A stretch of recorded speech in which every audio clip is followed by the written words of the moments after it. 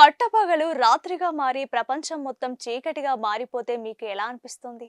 అది కూడా పూర్తిగా 6 నిమిషాల పాటు. ఇది కొంత అసౌకర్యంగా అనిపించడం సహజం.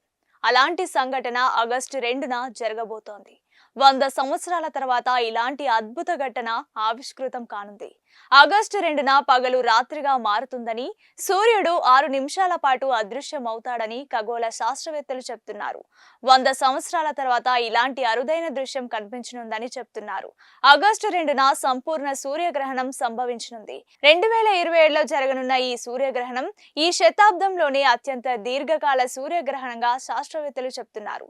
సంపూర్ణ సూర్యగ్రహణం కారణంగా పగటిపూట మొత్తం ఆకాశం చీకటిగా కనిపిస్తుందని పేర్కొన్నారు. గ్రేట్ నార్త్ ఆఫ్రికన్ ఎక్లిప్స్ అనే పేరుతో ఈ సూర్యగ్రహణం గుర్తింపు పొందనుంది.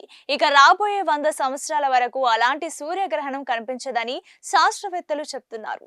ప్రపంచంలోని వివిధ ఖండాలలో నివసిస్తున్న కోట్లాది మంది ప్రజలు ఈ దృశ్యాన్ని చూడగలరని అంటున్నారు.